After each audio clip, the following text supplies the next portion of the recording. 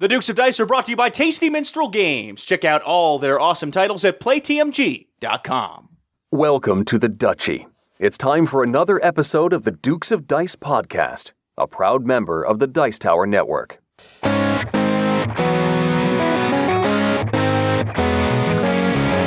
Coming to you from the Duchy in the Duke City, Albuquerque, New Mexico, it's the Dukes of Dice, a podcast about board, card, and occasionally role-playing games. Today, the Dukes review Renegade Games Clank. Then they look back at their reviews of Pandemic Legacy and the Gallerist in a special Dukes quadruple take. And finally, they talk about their first board game, Crushes. And now, the Dukes of Dice.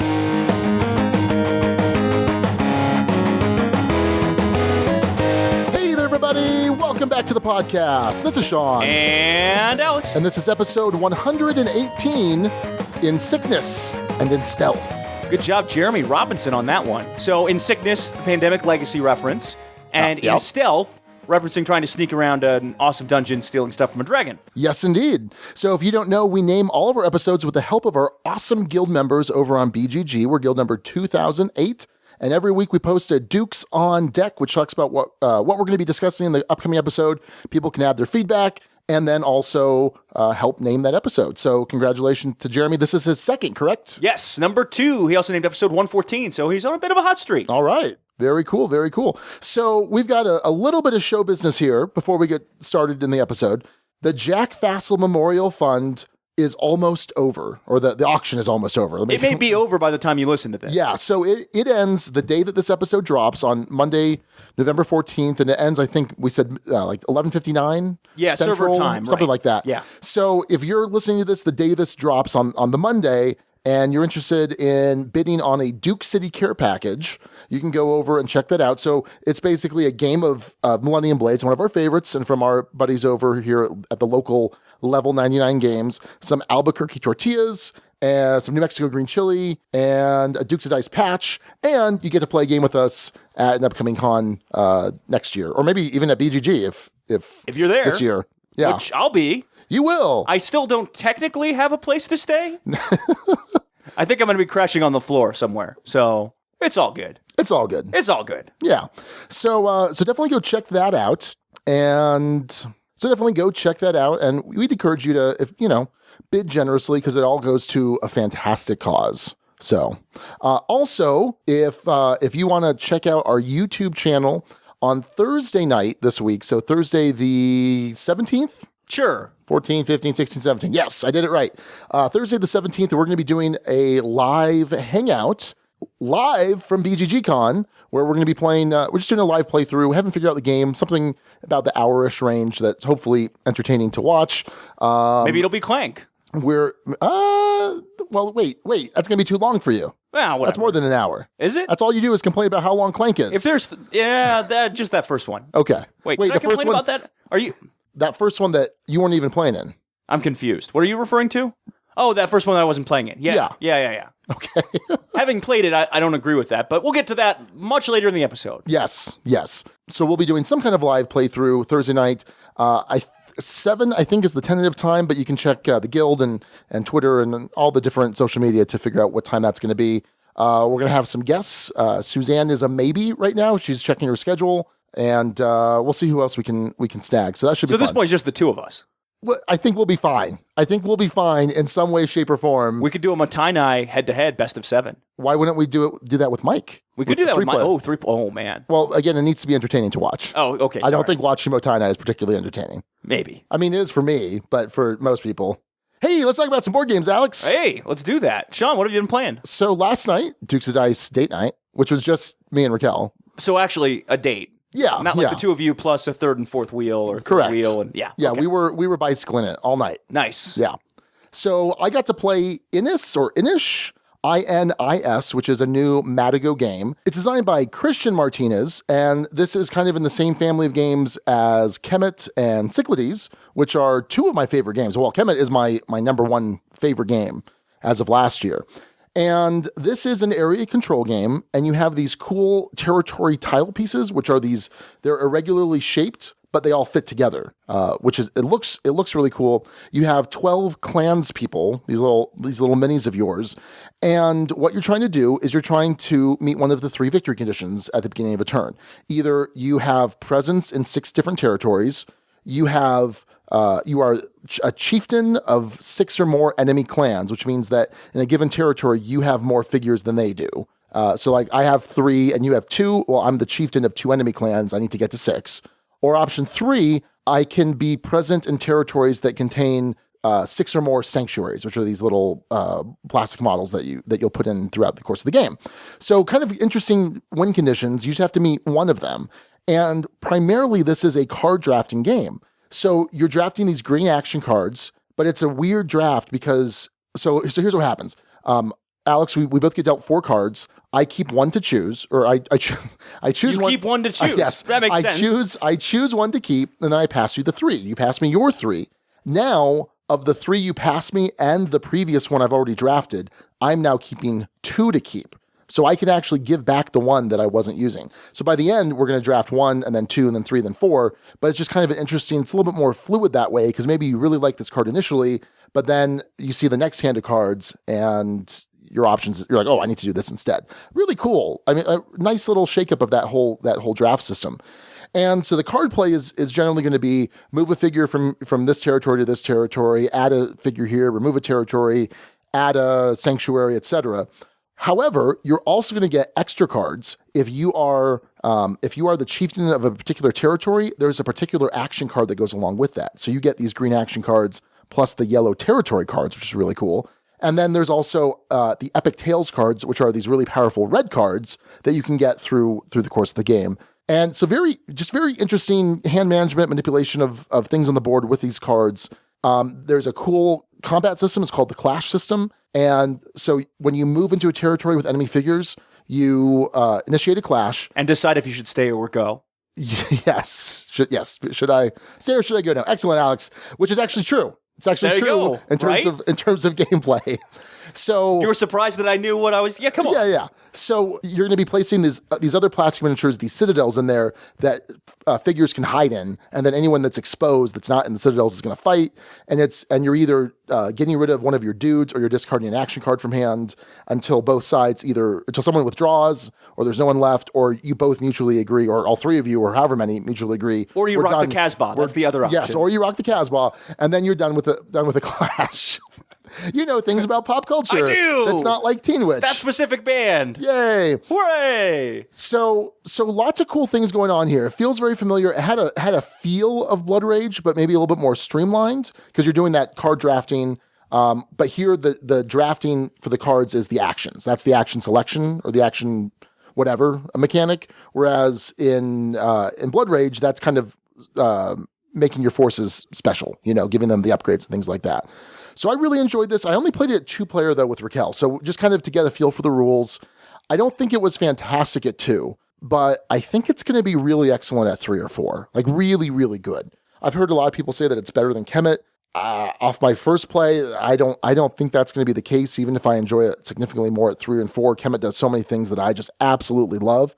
But this is still really, really good. So I'm excited to get some more plays of this in. I feel like you're going to hate it. Okay. So I talked to Mike Fitzgerald. Mike said there are going to be things that I will not like about this that I would think I wouldn't like, but it'll all come together in a way that I might like. Okay. We'll see. We will see.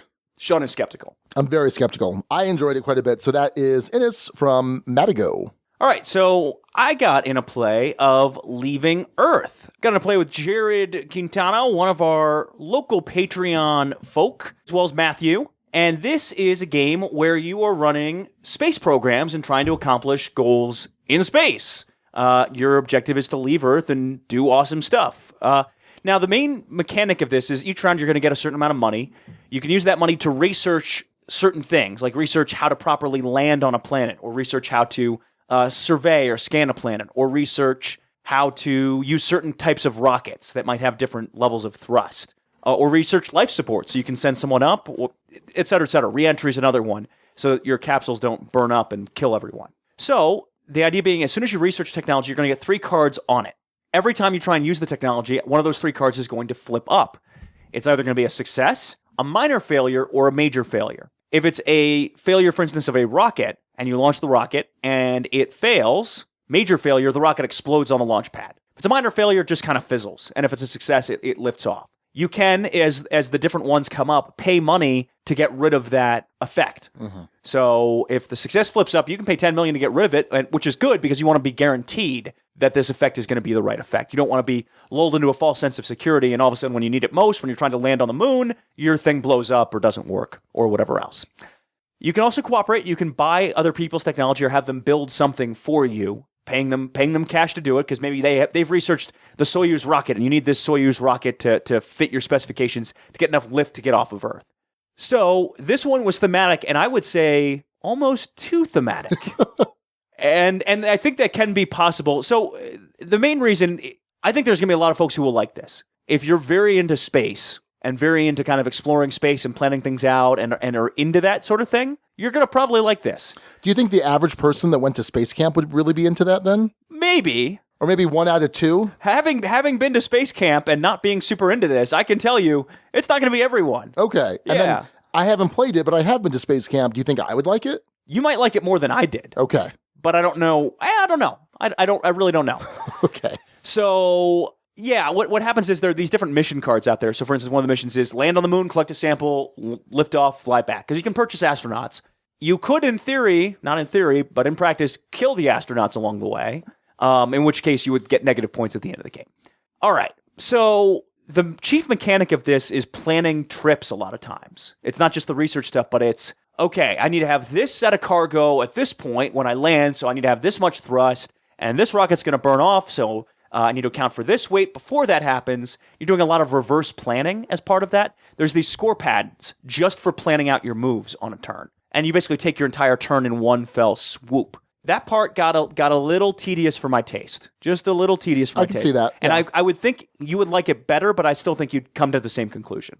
It sounds a lot like the planning in Arkwright, for example, where you need to take a series of turns and you need to plan out the math just right. Yes, absolutely. So yep. I think I'd like that. Yes. Yeah. So, yeah, you might like it. I did well enough, I guess. So that's Leaving Earth. Had some fun with the theme of this one, but in terms of the gameplay, it just kind of fell a little flat for me. So that's Leaving Earth. All right. Well, I got to play Role Player. This is from Thunderworks Games. It just fulfilled on Kickstarter. It's designed by Keith Matejka, I think is how you say it. I could also be completely wrong. So Role Player it's spelled ROLL, like rolling dice. Uh-huh. Yeah, I get it.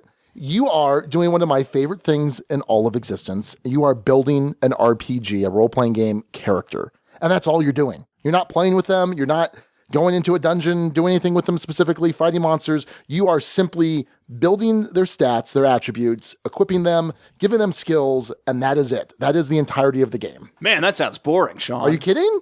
It's actually pretty cool from what I saw. No, but that's one of my favorite things to do. I have probably, like, in different RPG systems, I've probably built, like, 150 characters over my lifetime versus actually playing with, 10 or 15 of them. I love building characters. Like, it's just it's so much fun. It's so much fun to do it from a thematic standpoint, so much fun to do it from like a cheesy min-maxing standpoint. So this is at its heart a dice manipulation game. You have a really nice player board that have the cutout squares for a bunch of dice. You have various dice. You have white, purple, blue, red, green, black, and gold. And you have 6 attributes, your classic D&D attributes: strength, dexterity, wisdom, constitution, intelligence, and charisma. And in each one of those, you have spots for 3 dice, because at the end of the game, you're going to be adding up all of the pips in each attribute. And based on what class you are, so your classic D&D classes, it wants you to be within a certain range. So your warrior probably wants you to have like a 17 strength, but it only wants you to have maybe like a 14 to 15 intelligence or something like that. So there's all these different classes. Each class gives you a different special ability, and then the different ranges of what you want your attributes to be. You also have a backstory, which will determine. So like I had one that was a Rift Walker. I come from a different dimension. I was a Rift Walker paladin, and it wants certain colored dice in certain positions on your board.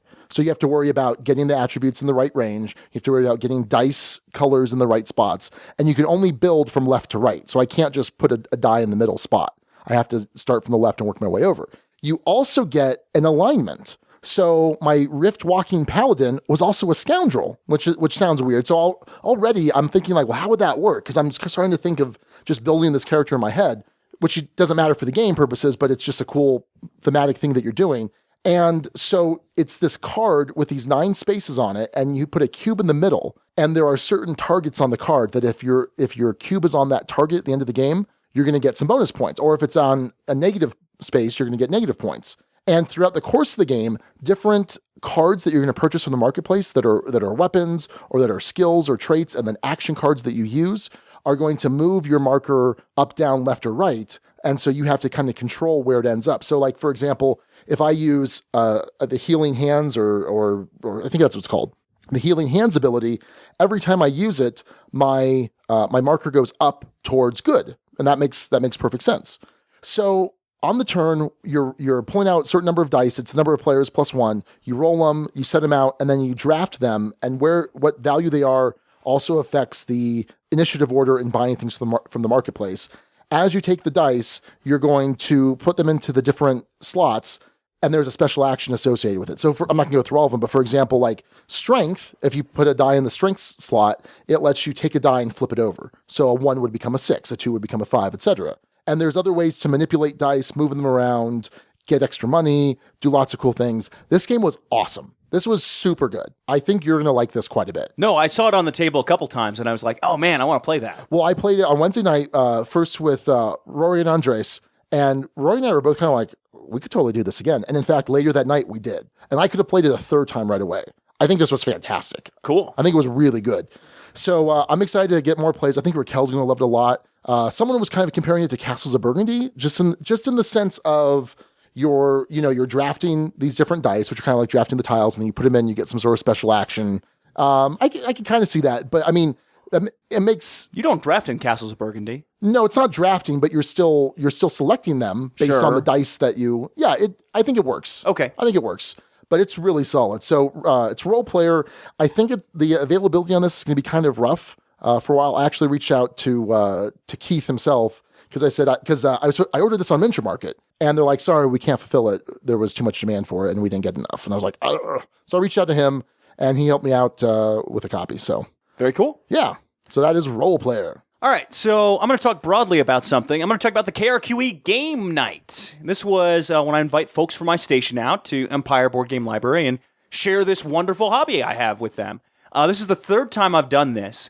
Typically speaking, you'll get a turnout of about 5 or 6 people for this kind of thing. Typically. This time around, we ended... And what's nice is Rory will reserve the center table, the big center community table for us. This time we got a turnout of... I didn't count exactly, but it was in the 14 to 16 range. Not everyone from the station, some folks who invited other folks from previous times. But man, I was like scrambling. And ultimately we ended up breaking up. Luckily, another person who had been to a previous game night knew how to play Mysterium, and it made it easy to break up into different groups.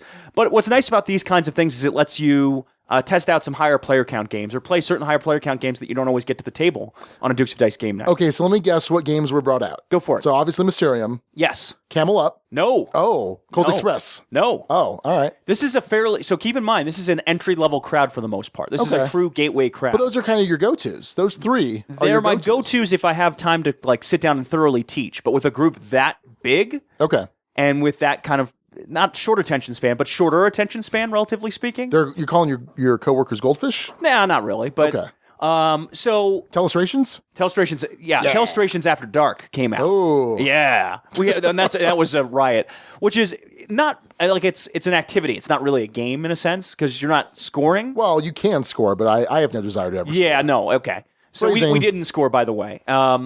Yes. Heartthrob came out twice. Oh, boy. Once with the group that I split off into. The other time I taught to the other group that had split off because they saw it being played and was like, oh, man, that looks like fun. And anyway, you did not care as much for Heartthrob. It was fine. It was. I'd play it again. I wouldn't turn it down. It's a 3. Most of the time. Game is okay. We'll play in the right situation. I don't know that it gets a rating. Does it not get a rating? I don't think it gets a rating. It's not a game. It's not a 0, but it's... let's just... All right. I don't think it deserves a rating. So what else came out? Oh, yeah.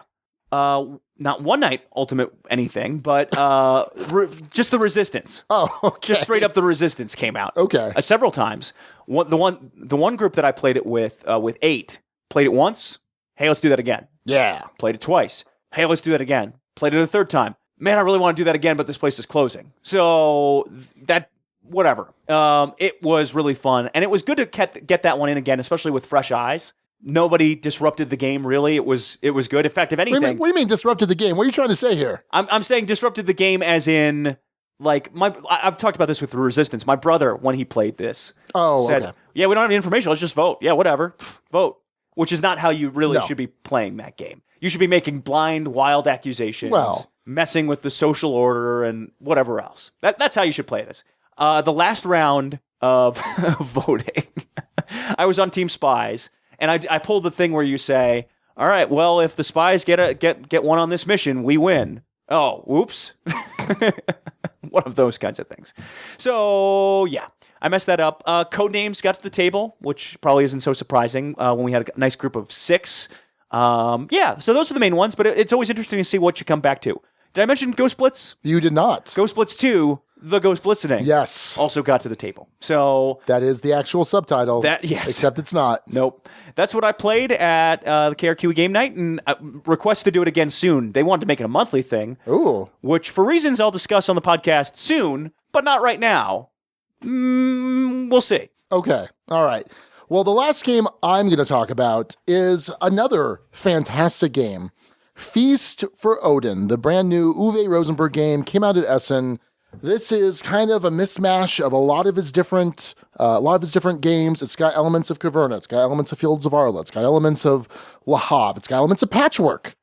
This is a massive box, just gigantic box that is just chock full of stuff. It is overwhelming. I talked about this a couple weeks ago when I had played like one round solo. I'd taken the time to set it up and then had to then break it down. So I got a full play of this in at 4 players, and it is overwhelming because this has a big action board, worker placement board in the center, and there's just so many different actions. You are trying to get different resources that you can then upgrade over time, and then place them on your player board, which is going to get filled in like Tetris pieces or like patchwork. And when you start to fill certain things in, you get more income. In terms of money, there's also potential income of different types of goods and resources that you can use, which can be very helpful. There's a whole different resource board for wood and stone and money and things like that. Completely overwhelming. What's really cool about this was that the action board has a 1-worker row, a 2-worker row, 3-worker row, 4-worker row. So you decide if you're going to do a bunch of kind of powerful actions, or not so powerful actions, or if you're going to do like 1 or 2 or 3 more powerful actions throughout the course of the game, and you automatically get more workers over time. There is a feed your people mechanic, which is not super punishing. It's something you definitely need to be aware of because you don't want to get left hanging, but there's lots of ways to go around it. There's lots of different things you can do, kind of like in Caverna, where you have lots of different options. You can go questing, you can work on your farm, you can work on your mine. Here, it's kind of that same thing. You can build a raiding fleet and go raiding. There's some dice rolling in there. You can build a whaling fleet and just do whaling. You can you can work on farm animals. You can work on building up additional plots of land. You can go not questing, but you can go exploring and get additional tiles that you cover up that have a ton of negative points on them. Because that's the thing is, if you don't cover up some of these spaces, they're worth negative points. So there's just so much going on in this game, and it would be too hard right now to kind of go into more depth in terms of how it plays. All I can say is I am jonesing for another play. I actually got this in the week before Extra Life, which just didn't come up yet. And I was really hoping to get it to the table this last week, and it just didn't happen. Hopefully this weekend, I'd love to try to 2 players. I think it's really good, really fantastic. So that's Feast for Odin. That is 3 amazing games I got to play. Inis, Role Player, and Feast for Odin. Good week and a half for me in terms of gameplay. That was fantastic. All right, that's what we played. On to the news.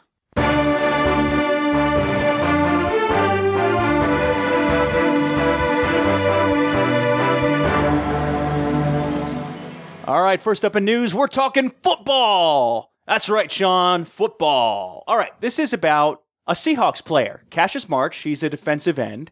For folks who don't know football, that's a guy who tries to rush the quarterback. Were you an O lineman or were you a DN when you played, Sean? I was both an offensive lineman. I was a pulling guard. Okay. And I was an outside linebacker. Oh, linebacker. There we go. Cool.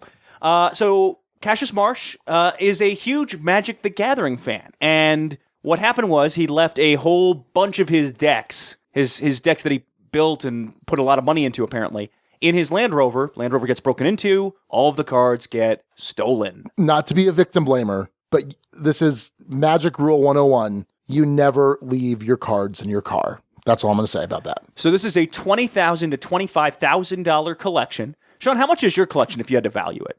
I would say about that. Okay. And anyway. Okay. I would say about that. Looking at the decks he's listed, yeah. In fact, mine's probably worth a little bit more. It sounds like I have a lot more of the original dual lands than he does. So he posted on Twitter, got a lot of response and a lot of help. He basically said, hey, if you get me my decks back, I'll give you tickets to the next Seahawks game. Please help me out. I really, really love Magic. I've loved it since I was 11. Always cool when you get a football playing nerd. Oh, yeah. And that got a lot of attention. It was sort of like, we talked about this a couple of years back, when the Green Bay Packers were playing Settlers of Catan in the locker room. Sure. That got a lot of attention as well. I don't know if they still do that. I hope they do. All right, the list of decks he had that got stolen, I don't know anything about any of this, Sean. So you have to translate here. Okay. Legacy Elves. I didn't see that there. Yeah, so the Legacy format is one of the older formats. There's Legacy and Vintage. Legacy is the more approachable one, but decks run $1,000 to $3,000 depending. Legacy Goblins are a little bit cheaper. Yeah, that's the next one. And Legacy Elves, both of those are monocolored. They're blue and green respectively. And so when you don't have multicolored decks, they're a little bit cheaper because you don't have the dual lands. Interesting. I wouldn't have associated goblins with blue, but No, red. Did I say blue? You did. Sorry, red. Oh, Sorry. okay, got it. Modern Affinity. That's another deck that's stolen. So Modern is the bridge between Legacy and Standard. So Standard's the cards in the current rotation, and Modern is kind of everything in between, sort of, back to a certain point. And this is an artifact deck, which I have a Modern Affinity deck actually. Standard white-red vehicles. So that's new.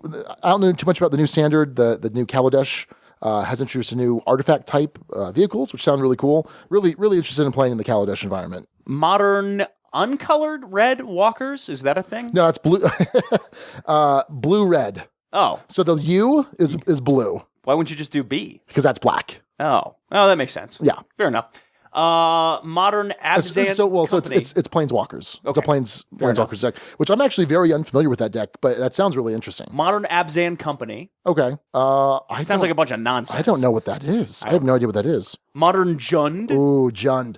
So you see, Alex, there was an expansion of Magic, a set called Alara, and it used the shards, which are, so if you have, look at your Magic color wheel, right? You have the 5 colors.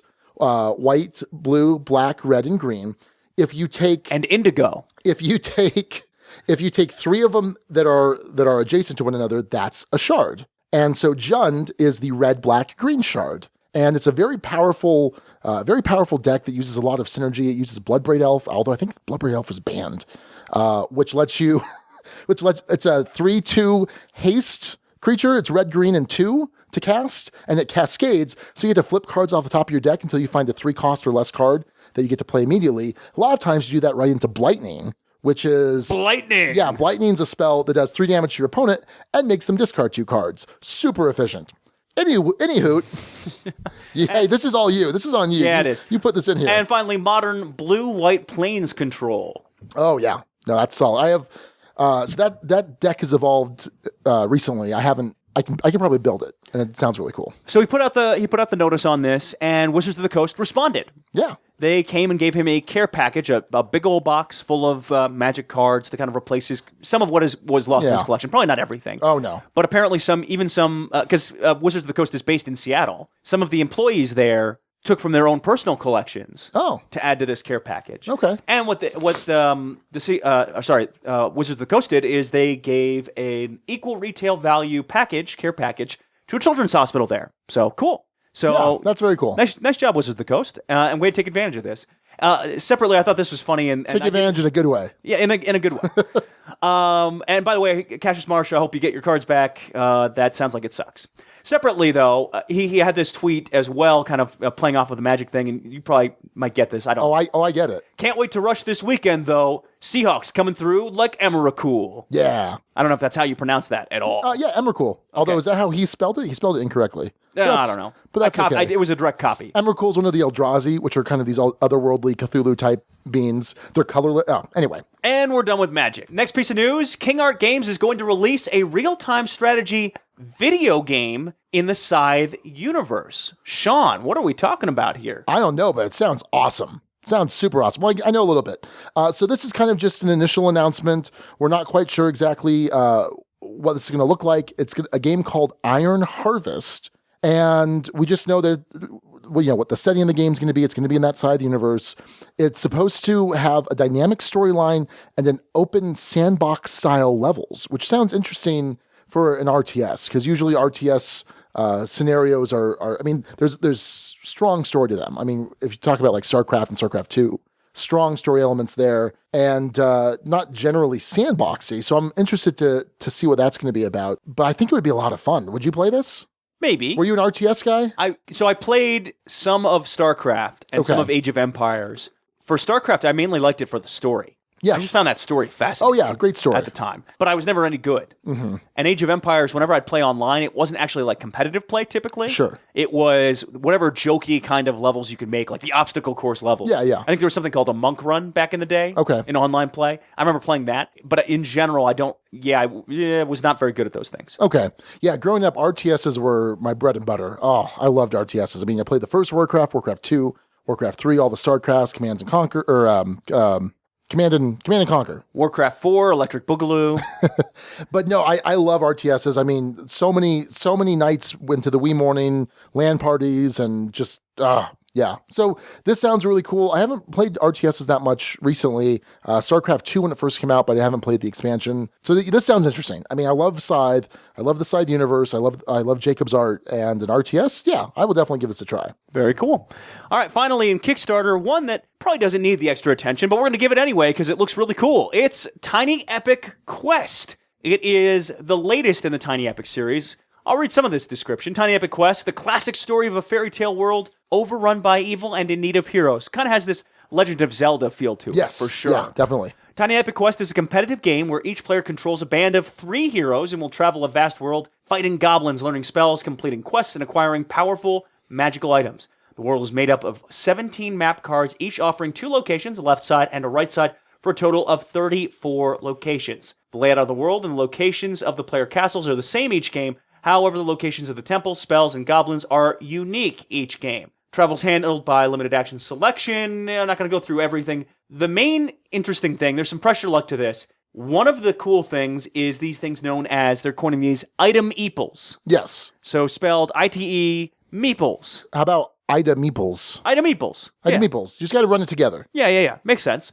The idea being that whenever you acquire an item, you can attach it directly to the meeple itself. Yeah, it's got little pegs and then little holes in the meeple. Kind of like a Lego hand, but not totally. So that's one of the things that they're advertising. But obviously, for folks who like the Tiny Epic series, this is one you're going to look at. It is $20 for base game, $24 for deluxe. Sean, having looked at this, are you on board already? Are you going to get on board? Already on board. I backed it, I think, day 1 for the deluxe level. There you go. Because it sounds really cool.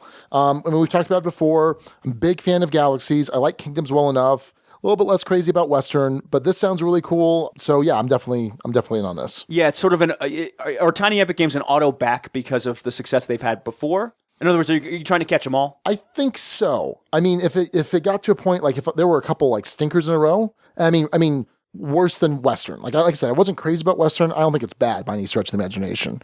If he started coming out with something that's worse than that, though, that would be a problem. Right. For the most part, I mean, I'm not going to say it's an auto back. I like the questing idea. There might be a theme that just really doesn't grab me at all. And what he's trying to do is he's trying to have a tiny epic game for every letter in the alphabet. So yes. This is the Q. Yep, this is the Q. You would have known that if you'd listened to my interview with Scott Holmes earlier this year. I did know that. I know. And I did listen. That's how you found it out. Yeah. Yeah. Because I edited that. I know. Anyway. All right.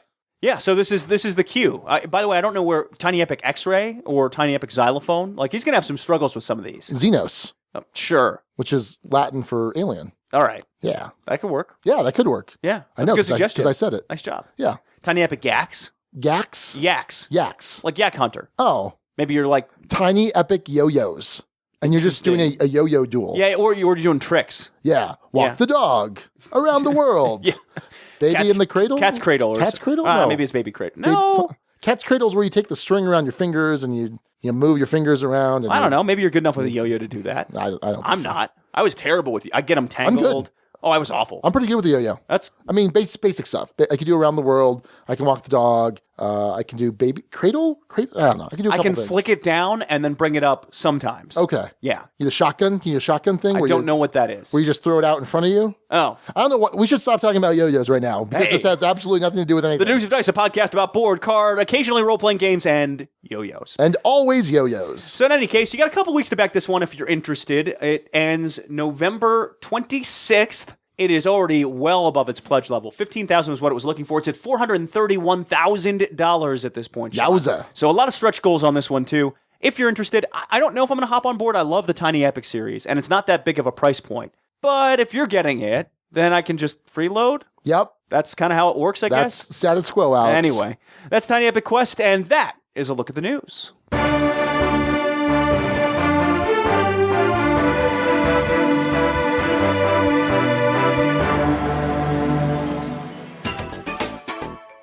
Has this ever happened to you? Oh no, not again! My steel's with my titanium's with my steel, my heat's all over the place, I don't know how much money I have, this is just awful! There are cubes everywhere! How will I ever solve this terrible problem? Well, don't worry, Alex. There is a better way to play Terraforming Mars. Thanks to the fine folks over at Meeple Realty, you can play Terraforming Mars and stop worrying about knocking your player pieces all over the place. With their new Terraforming Colony insert, you have your choice of wooden or plexiglass overlays to keep those roving cubes in place. In addition to these vital overlays, the insert has special holders for the hex tiles and other components, plus custom markers for the temperature and oxygen levels. And you can even use their Meeple Realty rover as an enhanced first player marker. The Terraforming Colony insert plus all their other amazing inserts are available now at meeplerealty.com. Meeple Realty, think inside the box. This week, we're talking about being a sneaky thief, crawling around a dungeon trying to grab stuff. It's Clank. All right, Clank, the new deck builder from Renegade Games, designed by Paul Denon. This is one of those kind of deck builders where you're not just deck building to put victory points in your deck. You're doing something on the board, kind of like trains, and that's what I really enjoy nowadays. I've played a ton of Dominion, a ton of Ascension, a ton of Star Realms, and while I like the dueling in Star Realms and the different strategies you can try with all of the cards in Dominion, I like being able to do something on a board with the deck that I'm building, and that's what you get to do here in Clank.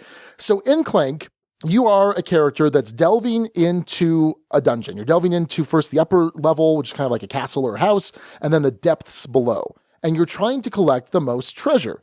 And you're going to do this by picking up these tokens on the board, because the board is made up of these different locations with different paths between them that you're going to move your character through. And you can acquire different items that can help you do various things. These are tokens on the board, mind you. Also, you could be adding things to your deck, new action cards that are going to help you do these various things. But here's the problem. There is a dragon guarding the depths, and the dragon is a jealous dragon, as they all tend to be. It's a relatively ineffective dragon. He kills almost everyone a lot. But it takes him a while, and usually people have already stolen half his stuff by the time he does it. It's because we're good adventurers, and we're running away. We're running through the caverns. We're fine, Alex. We're fine. So there is this dragon you got to worry about, and so you need to be really quiet as you're sneaking around the depths. But you have some cards in your deck that add Clank. Hey, that's the name of the game. With an exclamation mark. So Clank is sound that you're making. It's a cube that you put on the board. And so whenever you do something that adds Clank, it's usually some big action, or sometimes it's just filler stuff in your deck. You're going to put one of your color cubes onto the board in the Clank area. And then on occasion, there's going to be a dragon attack. When you flip over certain cards from the pool of cards that you're going to be purchasing from, the dragon will attack. All of those cubes are going to go into a bag, and then you pull out a certain number depending on how far along the game is. It usually starts off at 2 cubes. What's nice is there are 24 black neutral cubes that start in the bag. So early on, your cube probably isn't going to get pulled that often. As your cubes get pulled, you're going to add them to your health track. And if you die, you're dead. However, if you have at least escaped the depths and you're up to the upper level, your points are still going to count, and it's going to start the end game countdown. Basically, everyone has 4 more rounds, but every time it comes back to your turn, instead of playing your turn, the dragon attacks with some additional bite. With a vengeance. Yeah, big time. It adds a couple extra dragon attacks there. So it's really cool in that sense that there's something you're doing on the board, like I've been saying. The deck building part is fairly similar. You have 3 different currencies. You have skill, which is kind of the main currency, which lets you buy the new cards that you're going to add to your deck. You have combat, which lets you fight different monsters that appear in that pool of cards, which can give you some bonus. You defeat the monster and they get discarded. Then you have movement, which lets you actually move from room to room. And what's cool is some of the rooms or some of the pathways are pretty straightforward. You can move. You spend 1 point of movement and you can move. Yeah, they're tunnels, I think is what they're called in the rule books. Right. Other tunnels, however, say, well, you need 2 points of movement to get from this room to this room. There are some that have some goblin symbols on them, which means that you actually need to fight those goblins. Otherwise, you take wounds. So you have to spend combat points or just add wounds to yourself. Now, did you envision goblins at that point? Yes. I saw like angry ghost. Okay, they're like goblins. An angry ghost attacks you. Nope, they're goblins. Okay. They're goblins. Just checking. And then you have other rooms or other tunnels rather that are like one way. Some that require a key to get through, which is an item that you can pick up at down in the market. And there's also crystal caverns. So let's say I have 3 points of movement, and my first point gets me to a crystal cavern. I have to stop moving. So lots of cool things that the movement is really important for. And you have to kind of plan that out and build your deck. You can't really neglect much. I mean, you need to be able to have good skill purchasing, good movement, good fighting from time to time. There's also a non-card-based currency, which is gold, because there are items in the marketplace, which is usually down below in the depths. They're going to let you buy certain items that are worth points. There's a backpack that's worth, I think, 5 points, but also lets you carry an extra artifact because you're only allowed to pick up 1 artifact. And the deeper you get, the more valuable those artifacts are. And the more artifacts, whenever you take an artifact, the dragon gets angrier. Yes. Because you've stolen its stuff.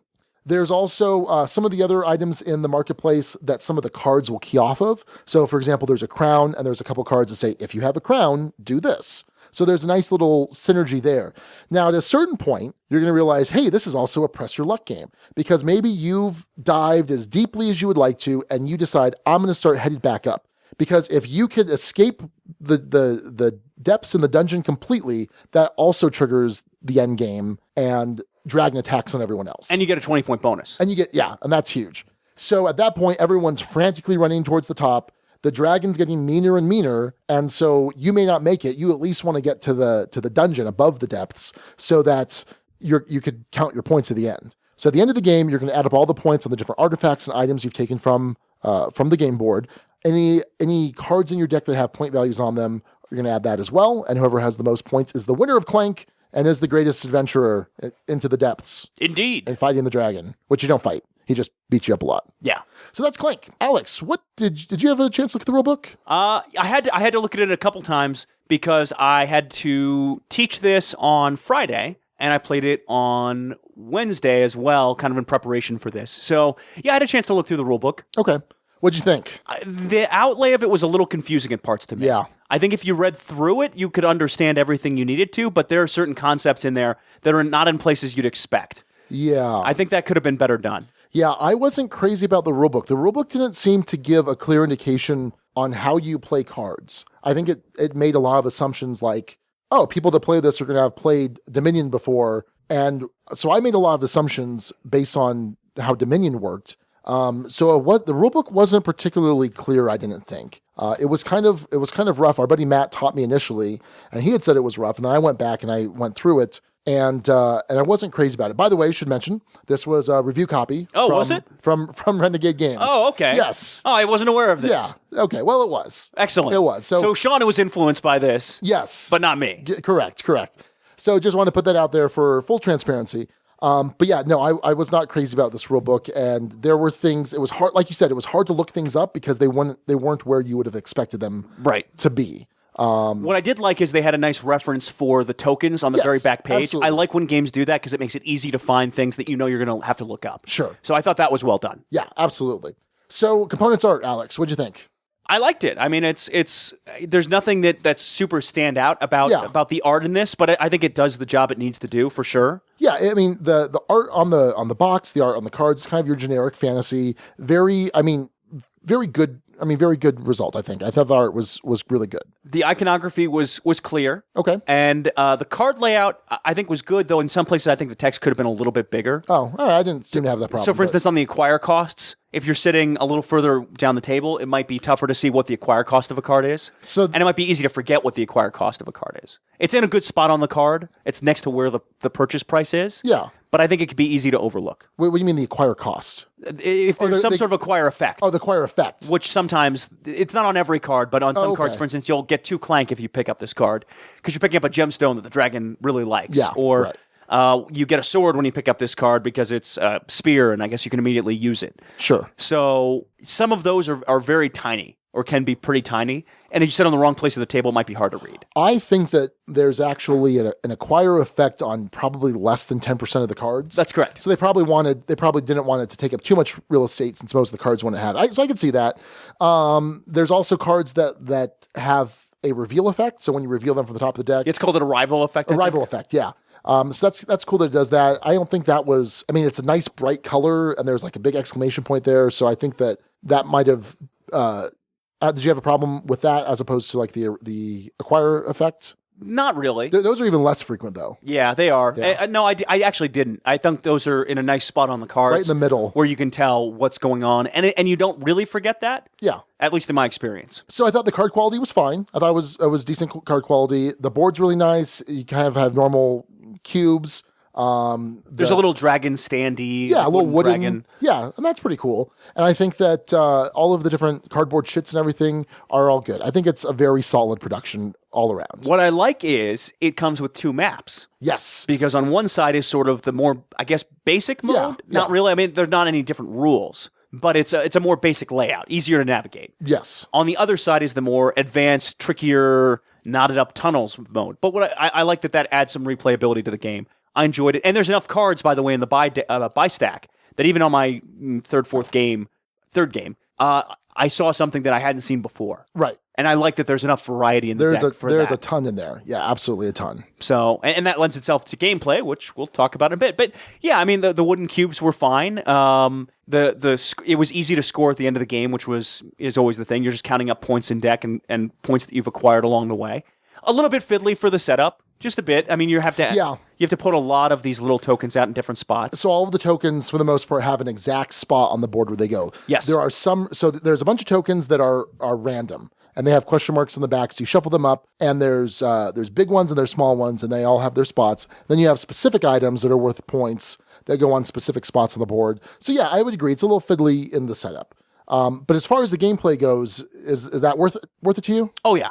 Yeah, no, I'd say so. Is that where we're at now? Gameplay? Oh, yeah. Okay, cool. Yeah, so I like this a lot. And I think we've talked about this. I like deck building as a mechanic, but I don't like deck building for the sake of deck building. Right.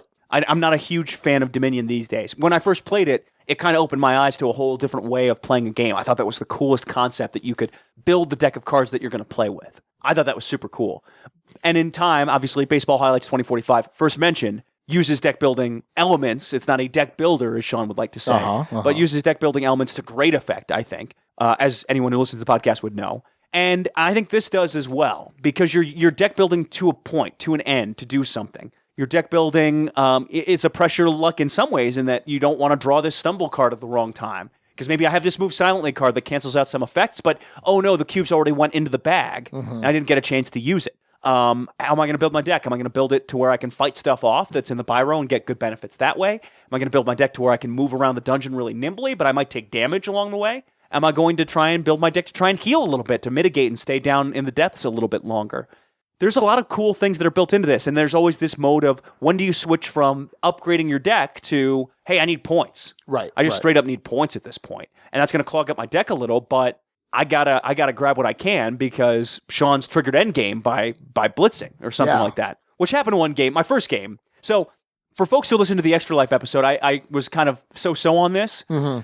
A big part of that was because in teaching the game, it wasn't clear that if you didn't grab an artifact of any kind, you could not leave. You could not leave the dungeon. And so I had to 2 turns left in the game? Well, crap. I have to grab this artifact, this really cheap artifact, and then run just above ground so I didn't lose every single point I had. That was super frustrating, and I wasn't happy, and was also in the middle of Extra Life and played for a bunch of hours and all that good stuff. So I was a little about that. In future plays, knowing the proper rules, playing with the proper rules, ton of fun. Okay. Had a ton of fun with this one. Has a good exploration element. It's a very thematic game, I think. Not too thematic, but very thematic. And it all ties in well together and provides this really rewarding experience. I like how it goes. It does not overstay its welcome by any means. Okay. Yeah, I would agree with that. So, like you said, I'm at a point where I don't like deck building just for the sake of deck building. And I love being able to actually affect stuff on the board. And I like that you can kind of decide still, I don't want to go too crazy on the board. I do want to get a bunch of cards in my deck that are worth points. You can buy a bunch of the secret tomes. So in addition to having kind of a rotating pool of cards, you also have some standard cards, which are always available. So that secret tome, I think it's like seven skill, and it's worth 7 VP. 7 VP. But it does nothing else. It does nothing else, exactly. And you've got some that are going to add like a 2 skill card with some movement and some combat. So it's nice that you have those cards always available. And then whatever happens to be rotating through the pool of cards. And so I like that it's up to you how you want to build that deck. I think that one of my chief complaints about the gameplay is that there's minimal ways to thin your deck. And maybe that's just an issue on my part. I come to expect that from deck building. You don't have to always thin your deck, but I always enjoy that. I always enjoy when I can feel like, whether it's Dominion, whether it is Star Realms, when I am just seeing my best cards constantly. I love that. And I love that kind of you're sacrificing the early game to take those actions to thin that deck. In the game's defense, there is a lot of value in having these clank cards, these stumble cards in your deck. That if you don't have some mechanic that's adding clank, at least at a steady drip, you're going to have problems with this game because people aren't going to be taking enough damage. So if you have too much deck thinning, people are just going to get rid of those stumble cards. That steady drip is going to not completely stop, but may stop in large part. Oh, yeah. So I think part of that is to prevent the cycling, and you can thin your deck. You can. But it's certainly more difficult to do than in other deck builders. Right. That didn't bug me as much. And again, it's a complaint of mine, but I don't know that it's like you put it. It's not a fault of the game. It's just it's an expectation that I have, and it's something that I like about deck builders, and you can't do it as much in here. So it's a bit of a nitpicky thing. And again, I think I agree with you why it's not there, but it's still something that I'm missing from it. But ultimately, I don't think it affects my overall enjoyment. It's just something that I'm just used to, and so that's on me. I totally get that. Yeah. No, I totally get that because there's this sense with deck builders of I'm going to have 5 cards. I'm going to draw them every time and play them out and then draw them, and it's super powerful. And right. But I think the game would fall apart. Sure. In that situation, just totally fall apart. But yeah, like I know what you're talking about. I love that in Rococo, for instance, when you can get a really thin deck and a really juicy deck of cards. Yeah, so I like the component where you need to have swords to get around. Where you are in some senses because gold is worth a victory point each. Yes. You're trading in victory points when you buy a backpack or you're buying a key for extra abilities in hopes that you can make up the difference in other ways. I like that the game does accelerate, that if someone gets killed for whatever reason or someone leaves the dungeon, that's going to start an endgame timer. The game's going to end at this point. And I think that mechanic's done well enough to where you don't worry, and it's not boring. Right. So if you're the one that's out, yes, and you're kind of just sitting there with this like sadistic glee, yes, like come on, dragon, get him, like that's because you really want him fun. to die. Yeah, you want to minimize the points. Ideally in the depths, ideally way down below. So. Yeah, I like that. It forces an ending to the game, an exciting ending to the game. Very dramatic, I think. I really enjoyed that aspect. It means that even with player elimination, it's not a boring player elimination. Agreed. Like some games can be. And be. It's quick. I mean, so at that point, there's maybe 10 minutes left of play. Yes. At most, I would think. So another thing about the gameplay is the interaction of the cards. Like I mentioned before, I like that some of the cards will benefit if you have certain things that you've acquired. If you have a certain type of treasure. I think that that's really smart. I think it would have been really easy to make this game without that. And I feel like that's probably an example. I don't know if that was in the first draft or whatever, but it seems like that's a really good development decision to say, oh, hey, look, if you're acquiring these things in the dungeon that aren't part of your actual deck, let's have some synergy between that and what you're actually doing in your deck. Yeah, I thought that was cool. Yeah, I thought that was a really smart design choice. I thought that was really solid because it then kind of incentivizes you to buy that crown and then pick up all of the crown cards that happen to show up. And there's not a lot of them, don't get me wrong. But just knowing that that's there is pretty solid. And what's nice for the most part is if I have the crown, there's not a lot of incentive for someone to beat me to the crown card because that card is not particularly valuable if you don't have the crown ability itself. There's some lesser ability and then an upgraded ability if you happen to have the crown. So I like that. And because a lot of times in that situation, people would probably be trying to get it from you, keep it from you.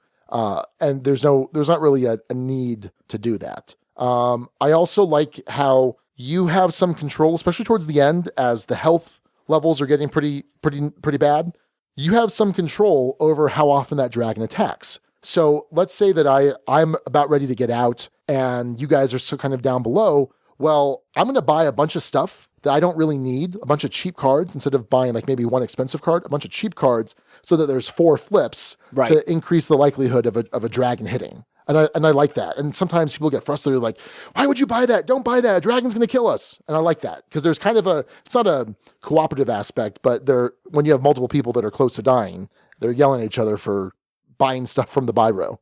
Theme. Let's quick talk on theme. So you don't think it's that thematic? I didn't say that at all. I thought you did. I said the exact opposite of that. Oh, did you? Like several times. Okay. I think it's very thematic. Oh, I do too. When I was saying, I think what you heard was, remember I said with Leaving Earth, it's very thematic. It's not too thematic. Okay. Like Leaving Earth was too thematic. Right. I wasn't saying that as in, it's not too thematic. Okay.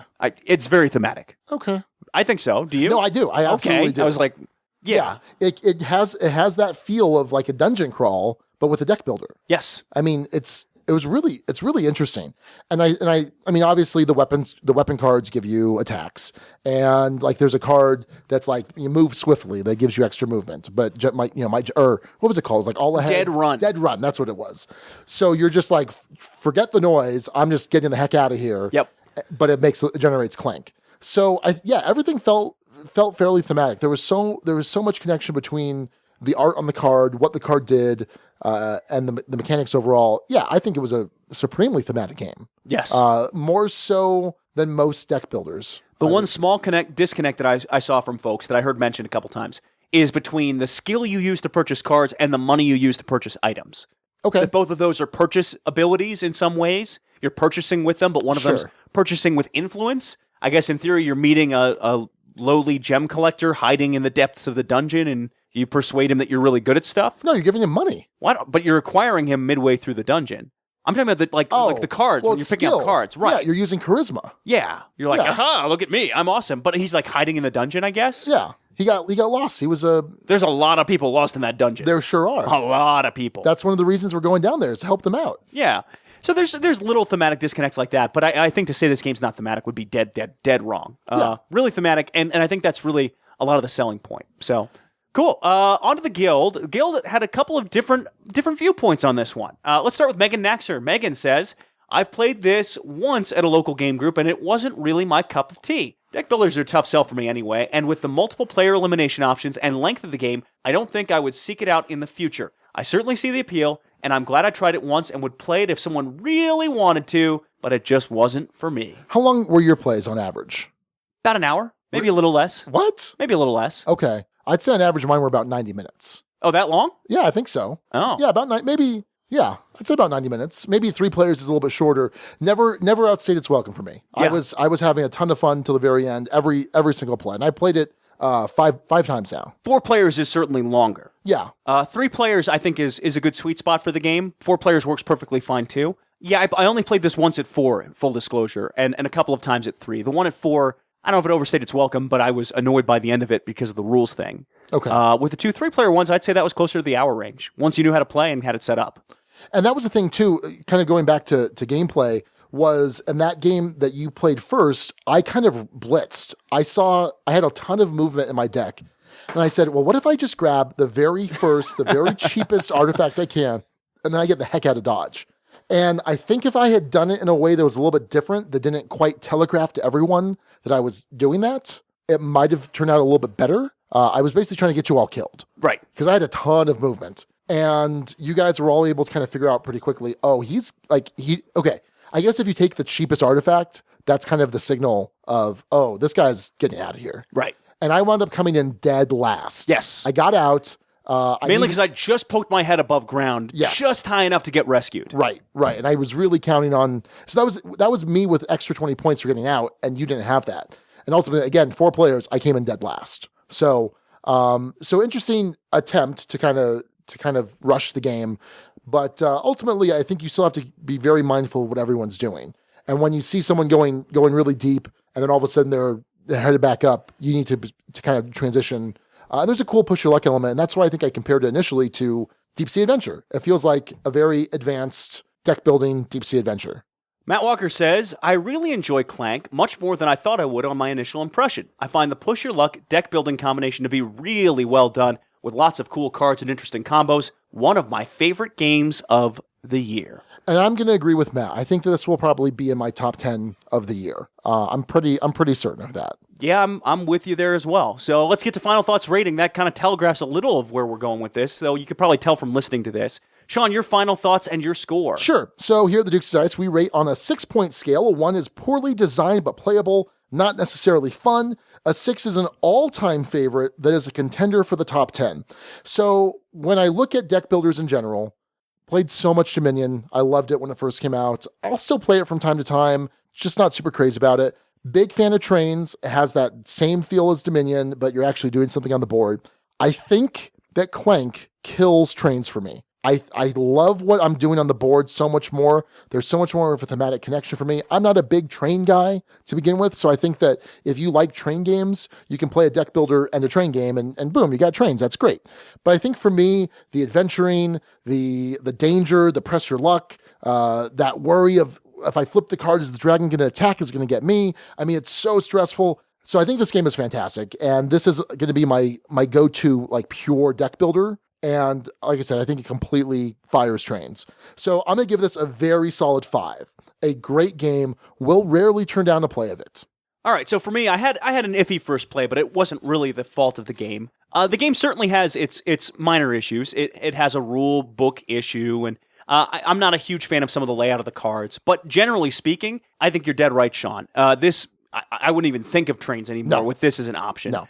This is very thematic, very fun. Multiple paths to victory, I think. You see things as it comes up. There's a tension with the dragon, and it all works together really well. So it has enough drawbacks that this isn't going to sniff my top 10 of all time, but top 10 of 2016, yeah, I'm pretty sure this will be on there. So I'm going to give this one the same thing you did, Sean, a very solid 5. A great game will rarely turn out a play, but I think that fits my thoughts on this perfectly. Clank, worth checking out and worth trying if you haven't already. Well, that's going to do it for the Duke's review of Clank from Renegade Games. 2 solid 5s from both Alex and Sean. Go check it out. You are listening to the Dukes of Dice, proud members of the Dice Tower Network.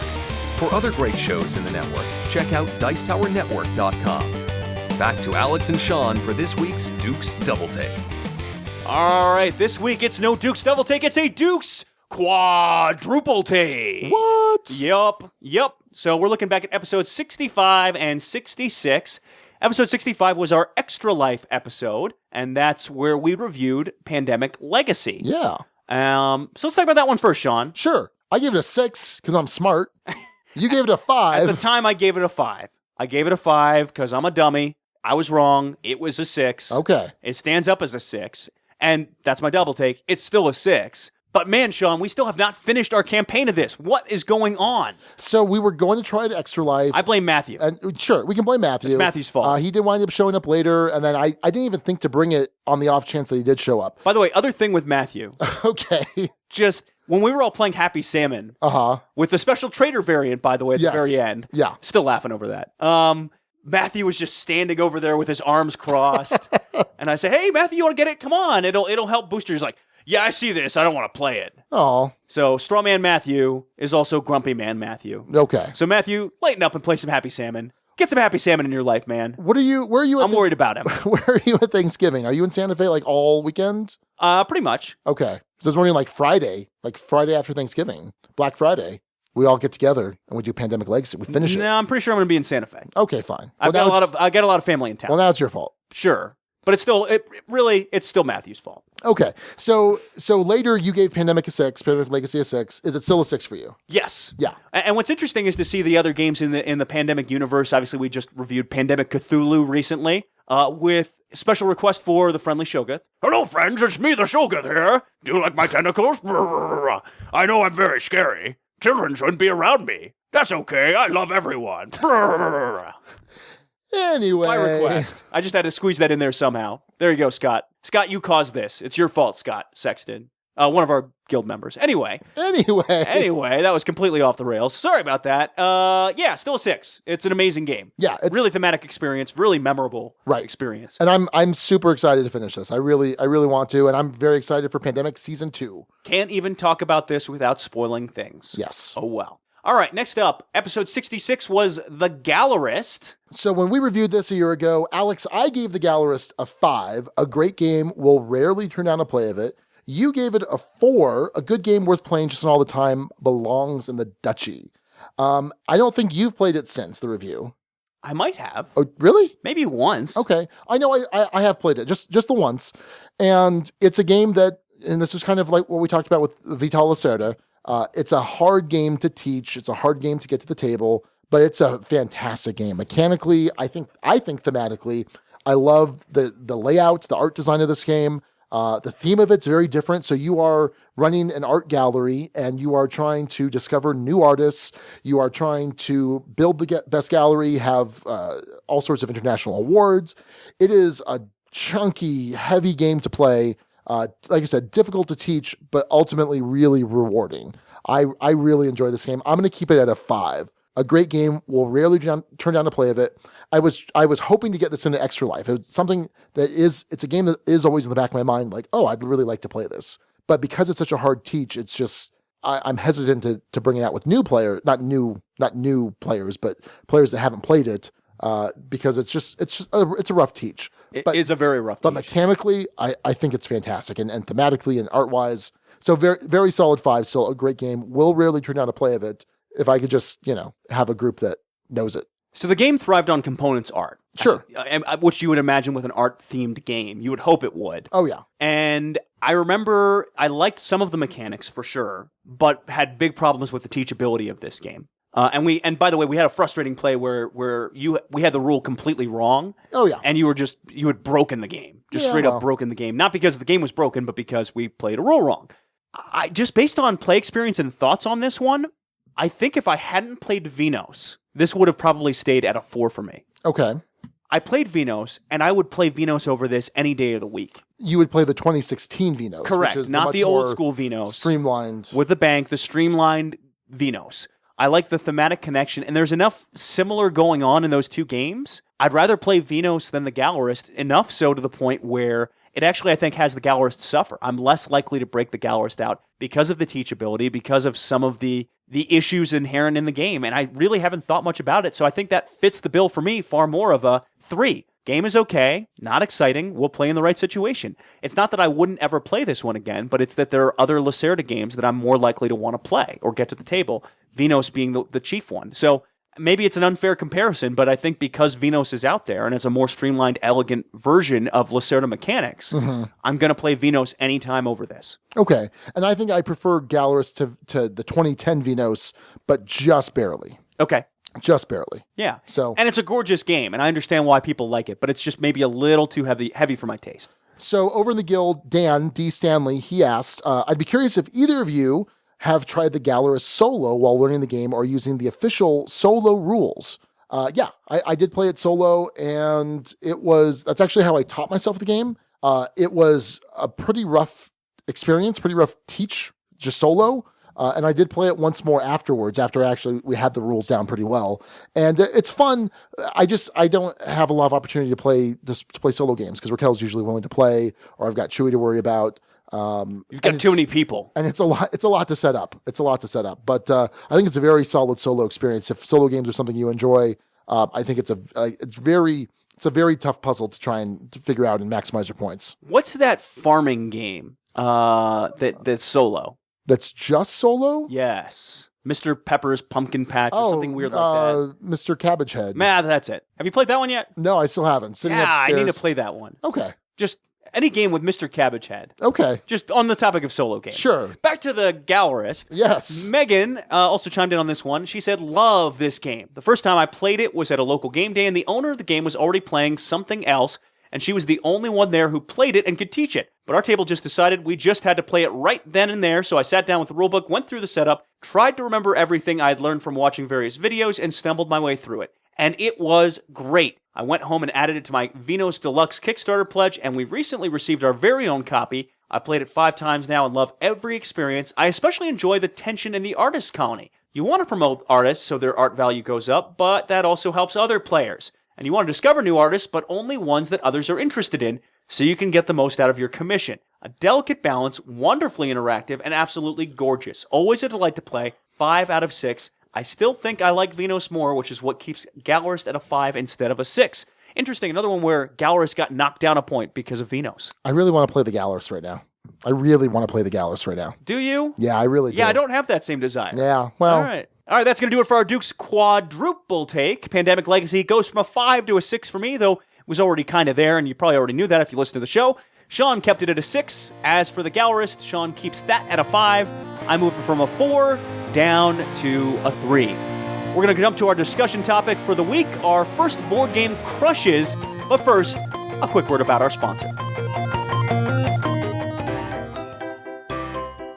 November is well underway, and this is expected to be another busy release month for tasty Minstrel games. TMG has 4 great titles expected to hit shelves this month, including Ars Alchemia, an anime-inspired worker placement game, Oracle of Delphi, Stefan Feld's take on the pick-up and deliver mechanic, Ponzi Scheme, a game about trying to perpetrate the greatest fraud on your investors, and the expansion to the smash hit Orleans Invasion. Now, these November releases may be subject to change. One can never tell how magical energies, oracular visions, corrupt corporate stooges, or barbarian hordes can affect a release date. But when these games hit, be sure to check them out, because you'll be able to find something out there for every type of gamer. Check out TMG at playtmg.com. All right, for our discussion topic this week, it's board game crushes. Those games that we just fell in love with early on. The relationship may have lasted, it may not have, may have just been a fling, but they're games that you'll always remember for that reason. So, Chris Ghidorah started this discussion on our Board Game Geek Guild. He said, for me, and I'm sure this is true for a lot of people, I got back into board games because of Settlers of Catan. However, Catan was a mere fling compared to the way I fell for El Grande. Was one of those moments of synchronicity. I kept hearing and reading about El Grande everywhere. I felt compelled to get my hands on a copy as soon as possible. You know that giddy feeling when you get a new board game that you've been waiting for, i.e. one of the best feelings in the world? Man, I was so excited on my first play, and I still felt that way even after I lost. I've managed to win once or twice since then, but the cool thing is that it doesn't matter, and I still get excited every time someone wants to play El Grande. And from there, he sparked a discussion on board game crushes. So, Sean, what was your first board game crush? Okay, well, so let's talk about this here, because I want to know, it's not just what's your favorite game, right? No. It can't be that. It could be that if it's something you fell in love with very early on and are still like, oh, and this is still my favorite game of all time. That's unlikely to be the case if you're in this hobby, but it's certainly possible. I think typically it's the first game you truly fell in love with. Right. Is what he's looking for. And so I feel like it's hard to limit myself to just one. Because I feel, well, here's the thing. So since Sean gets around. Yeah. So since, I've been gaming, since I was about 12, right? With Magic. Like, I went from Magic and then Settlers of Catan and then miniature games and, Memoir and Dominion and modern board. Like, so it's hard for me to, I think of like the first time I played Settlers, right? And I was like, wow, this is insane. This game is really good. I read about Settlers of Catan in InQuest magazine, which was a magazine about Magic cards and other CCGs, but Magic mostly, and it did a review of it, and I gave it like 9 out of 10. I'm like, oh, I've seen it at the store, I'll go pick it up. And I remember playing it with my buddy Mitch and his sister Heather, and we spent so many weekends in high school playing Settlers of Catan, and we all just loved it. Just absolutely loved it. at a point now where that's probably the last thing I want to do is play Settlers of Catan. But I played it so much. The last thing. Well, Wow. yeah, I really don't want to. I really, Huh. I mean, I could still play Settlers. yeah, I mean, I could if, gun to my head, sure. No, Whoa. I could play it. Oh, But Sean's a hater. no, well, I just don't enjoy it that much anymore. Wow. Yeah. Okay. And I played it a couple of years ago, taught it to Raquel and Mariah, and they were both kind of like, we've played better. And I think that shows that, board gaming has evolved since 1995 and good. And Settlers, I mean, it's still one of the most popular games out there as far as in this hobby. And I think that's well-deserved. But anyway, I played it so much. I mean, my copy is the English first edition copy. It's beaten to hell. It's in such bad shape. We're missing the player pieces for the colors. I had to make some out of balsa wood to replace them. The rule book. That's love. The rule book got lost. I had to print, and this was like, I printed up in like 1999. So there wasn't was BGG even around? I don't think BGG was even around. And so I printed up this Word document of it and didn't have pictures. So my copy of Settlers is just this 9-page printout, Word document from some message board, some random place online. So, I mean, that could have been my first board game crush in my youth. Okay. And then maybe as a young adult, I mean, I was so into miniatures. I mean, so into 40K. My first tattoo was supposed to be a 40K tattoo. That didn't happen. I'm kind of glad it didn't. It was going to be the Star of Chaos, the 8-pointed Star of Chaos. Okay, sure. Which you're not familiar with. Anyway. Nope. And then maybe even now in modern board gaming, Tzolk'in. I mean, I have a shadow box of it up on my wall. I've upgraded the components. I've painted my gears. And it's just a game that I love. And whenever someone's willing to play that with me, even though it's not my favorite game currently, it was a couple years ago. Tzolk'in I feel good. If I set it up and I look at it and I play a couple rounds, I'm like, I love this game. It's so good. So, those might be my board game crushes. Fair enough. What about you, Alex? There's one that comes to mind. So I got into Settlers of Catan, got me into the hobby. Sure. But I don't know if I'd call it a board game crush. I enjoyed it a lot. I enjoyed Dominion a lot when I first played it. Yep. But those weren't games I necessarily obsessed over or really was like, oh man, I'm all about this game. The one that comes to mind, I'm actually curious if you can guess this. What game, and I've fallen out of love with it since. Puzzle Strike? It's Puzzle Strike. Oh boy. It is Puzzle Strike. So for folks who don't know, this is a chip builder, not a deck builder. Part of what appealed to me about this so much was the chips. Because I'm bad at shuffling. You are. I'm bad at shuffling. And this is taking away the cards and replacing with chips. I thought the components were cool. I thought the asynchronous start that it added to the deck building was cool, where you have different abilities that chain off of each other. And I think if I played this against someone that already knows it, like my brother, I'd really enjoy this. I'd really enjoy the experience. But it's a hard one to teach, and I've found that it falls flat a lot of times when I do teach it and play it. Especially with gamers. I've had people, I'm so excited for you to teach me this. And I'll teach them and they'll be like, oh, okay, well, yeah, maybe I shouldn't have been so excited for that. So I remember Dice Tower Con 2 years ago, you taught Max and Suzanne. Yeah. And so afterwards I went up to them so what'd you guys think? They're like, it was fine. Yeah. It was fine. Yeah. And that was the reaction I kept getting, and eventually it kind of soured me on the experience of it a bit. But it was one that the interactions, the combos, how it all kind of worked together. I was raving about this game. If you listen to the top 10 list, this was number 2 on my top 10 once upon a time. Right. And then I think it did it fall off completely? It fell off completely. Yeah, and that's not surprising. I put it probably in the 4 or 5 range now. A lot of good memories. I own both the main Puzzle Strike and the expansion Puzzle Strike Shadows. Ooh, we should try that. We should. No. Oh. I'm good. It's solid. I do have a David Serling game. Yes, you do. I do have Codex, which is a card game trying to emulate a real-time strategy game, which is right up my alley. So yeah, Puzzle Strike was my best answer to this one. Plenty of other answers on the guild, though. Peter Mulholland says, Dead of Winter, a Crossroads game is his pick. He says, I heard about it before it was released through a podcast, I think, and instantly fell in love with the idea. Was quite early on in my board gaming life, and I'd never heard of anything like it. I followed every bit of media on it I could, got a pre-order with plaid hats straight away so I could get the promos, and constantly badgered everyone for news. While the game has lost some of its shine and doesn't hit the table very often anymore, I still really like it. It's fully pimped out with a broken token insert, all the promos, sleeves, and custom-made blood splatter dice. Very cool. Yeah, very cool. Bryant Hudson says, for me, I think it was Yedo, and Brian has an interesting take on this one. Tom used to talk about it a lot, though it seems to have dropped off from all of his lists. The board is beautiful. I love the theme of feudal Japan. Punch and Cardboard are big fans of it. Sadly, I've never actually purchased it, as I hear that it's very long, and I don't believe anyone I play with would be into it. So that's an interesting one. He has a board game crush on something he's never played. Yeah, I think that's fair. Yeah. Like it's almost like you're too afraid. Like you don't you see the object of your affection. Right. And you're just worried that they're not going to live up to what you've built up in your mind. Yeah. Or it's just, you're looking at a magazine and there's a really pretty girl and it's just out of any. What kind of magazine, Alex?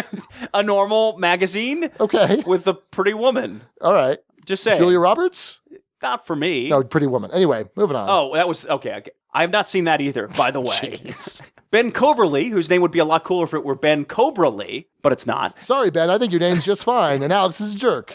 I played Catan, Sentinels, and a few other modern games and liked them all, but what really got me going was Shadows of Brimstone. I played a demo of it at PAX Prime and had to have it. Sadly, it was about a year before it was released to the public, so I found BGG in search of information about it, and it opened up a whole new world of games for me. Sadly, only a few years later, an SOB just sits on a shelf, but I got plenty of other games that fill my time. So I will say I've not played Shadows of Brimstone, Me but either, yeah. Forbidden Fortress, which is same system, but it's feudal Japan retheme with Oni and a bunch of cool stuff. So I did back that on Kickstarter, so excited for that. All right, up next, Nick Hayes. Nick Hayes says, Firefly the game. My friend Bobby brought it over, and we sat down for a 4-player game. With learning the rules, the game took us 4 hours, but it was so worth it. We didn't care about length or anything else. We were in the verse. I played as Monty, and of course, when Saffron showed up, I screamed at the top of my lungs, I shaved my beard for you, devil woman! We horse-traded and bargained our way through the game. When it came down to the end, it was me versus Bobby. We were in a race to Niska, and I was on the cusp of winning, but the cards were not in my favor as my plan to win hinged on the Reavers showing up and allowing me to Crazy Ivan into Niska's hideout as a free action. It wasn't meant to be, but it was a true standout moment. I still say it's the most fun that I've had playing a game. I don't own it, but I hope to someday when I have more money to spend on games, I hope to have another moment that indelibly etched itself in my memory. To sum it all up perfectly, it was shiny. Very nice. Nice references there. BJ from Board Game Gumbo says, the first game I had a crush on was Robo Rally. BJ gets a little bit into Richard Garfield's design pedigree. He says, when I got back into board games, it was one of the first Grail games I had to get. I finally spied it at my local friendly game store, flip those, bought it, and it was every bit as fun as I'd always thought. My artistic daughter painted the robot minis for me for my birthday last year, which makes the experience even more fun since the gray robot figures are kind of bland. I still break out Robo Rally ever so often. I tell players the goal is to win, of course, but more importantly, the goal is to have fun and laugh at the outcome. And almost always it is one of the funniest games of any game night, with lots of post-game stories about the chaos that ensues. I'm still a big fan of it, although it does not come out as often, and I've moved on to other programming games, Colt Express being an excellent homage to Robo Rally, but it's still one of my favorite games of all time. And I will say this, Robo Rally, I agree, is one of the funniest games, or can be. Yeah. It's not meant to be. It's like unintentionally funniest games. No, I think it's intended to be funny. Oh, yeah. Okay. Yeah. But I remember breaking this out at my birthday and forcing everyone to play it one year. And boy, that ended in a lot of folks like, yeah, you don't get to pick. Stop doing that. Nope, you don't get birthdays anymore. Yep. Yeah, no, it's my first edition copy. Still kind of sits on the shelf. Fair enough. All right, and finally, Jeff Rademacher says, my first real game crush was Dice Masters, and he gets elaborate with this one, Sean. 2 years ago, the relationship was new and fresh, and she teased me with a pleasure that would come. If only I bought so many things for her sake. I knew she was high maintenance, what with her super rares and gravity feeds, but she rewarded me with War of Light, which was so amazing that I ignored the fact that she became more and more demanding. Earlier this year, nothing I did make her happy. I took her to Chicago for an event to show her off and make others jealous, but even in the midst of that, she talked about more and more she wanted. The Battle for Faerun, Marvel Comics Civil War, DC World's finest TMNT, Teenage Mutant Ninja Turtles, for those who don't know.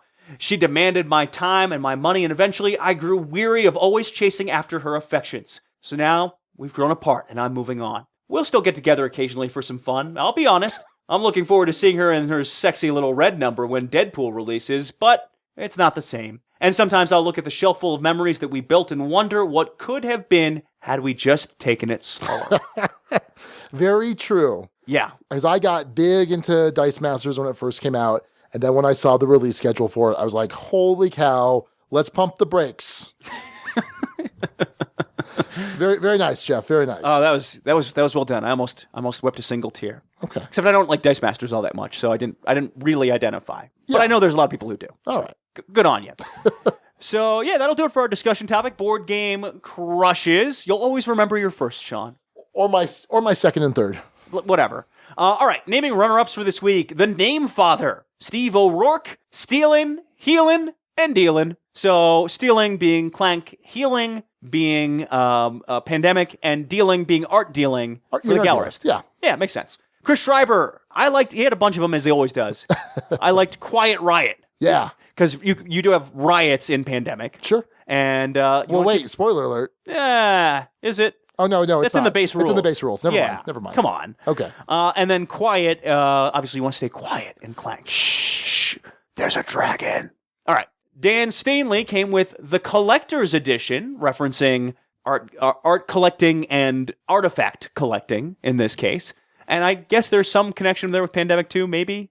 And Guardians of the Galaxy. The Collector. Sure. Anyway, I don't know. Jesse Metcalf with, and boy, we struggle with pronunciation on this one, Sean. Virms? Is that what we came up with? That's what we came up with. I always say Verms. I always said Wyrm. It's Wyrms. So Virms, germs, and modern art firms. Yeah. Always like when you have the set of threes. When you came in though, you were like, it's Verm. Like Ernest, like, hey Verm. Yes. Even though it's Vern. But anyway. Yeah. The final one to wrap this up, not really a contender to name the episode, but really funny. Ned Meyer with Don't Wake Draggy from Parker Brothers. Referencing Don't Wake Daddy, the classic board game. Did you have that game? Roll and Move. I've played it. I don't think we actually owned it. I remember there was one Christmas and I was turning like 7 or 8 and I seemed to ask for nothing but games. Nice. And Don't Wake Daddy was one of them. There was like this one. There were a lot of ads for that one. Oh, there were a ton. There was this like Dino Rush or Dino something, and there was this like wind up dinosaur. Oh, I thought you were talking about Hungry Hippos. No. And the dinosaur would like, or it was a dragon maybe. It might have been a dragon actually, and he would like run around in random pass, and you had to like stack your guys, and he would knock them over. The one that I played a lot. I don't know if you ever played this, but the ad for this was so unbelievably epic that this was like the have-to-have game, and we did end up owning this. Crossfire. Oh, yeah. You get caught up in the crossfire. Oh, yeah. I played a ton of Crossfire. Crossfire. I wonder what happened to Crossfire. I think every copy of that game broke. Probably. It's like straight up broke. Because I remember at a certain point, like the marbles wouldn't fire, or you'd lose them because they'd fall off. And it had rubber bands, right? It was a rubber band. I don't remember that mechanism. I don't remember that. It's possible. I thought it did. Yeah, that makes sense. Maybe I'm thinking of something else. But I know I had Crossfire. I know I played a ton of Crossfire. I just can't remember how the mechanism works. Maybe you're thinking of Camel Up? Nope. Anyway. I am not confusing those. Yeah, but yeah, Don't Wake Daddy was kind of in that realm of games you saw advertised all the like Operation had that ad, the classic ad. Yeah. Guess Who had that classic ad. Like there's a lot of these board games that you remember just because of the ads for them. And Don't Wake Daddy was definitely a memorable one. Even though I think it was at its core, right, just a roll and move game. I think so, if I remember. And you tap the alarm clock a certain number of times, and then the daddy goes, "What?" Like pops out of bed. And Perfection. Perfection was always a classic. Oh, yeah. The speed game. Yeah, it still gets played at Empire, and it's really loud and annoying. Yeah, it is. All right, that's our top 6 names. Congratulations, though, to Jeremy Robinson. His second name. Hey, Sean, that works on 4 levels, I just realized. Oh, it sure does. That's a rare quadfecta because you have a relationship within sickness and in stealth. We didn't mention that at all. No. Really clever. All right, good job, Jeremy. All right, well, that's going to do it then for episode 118 in the bag. Next week, we are going to be at BGG Con. Be sure to check out that episode. It's going to be a ton of fun. Until then, this is Sean. And Alex. And Hail Hydra.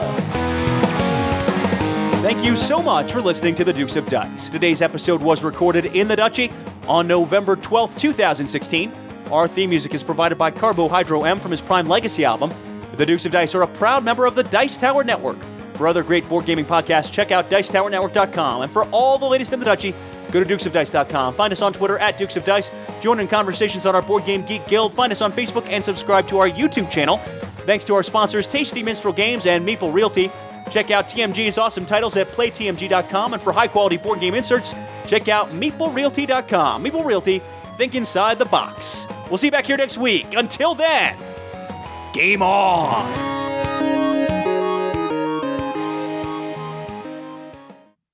What other board game commercials can you sing, Sean? None? None? I don't think so. Crossfire! Can you sing that one? Do you remember it well enough? No. Can you pull it up? It's sometime in the future. The ultimate challenge.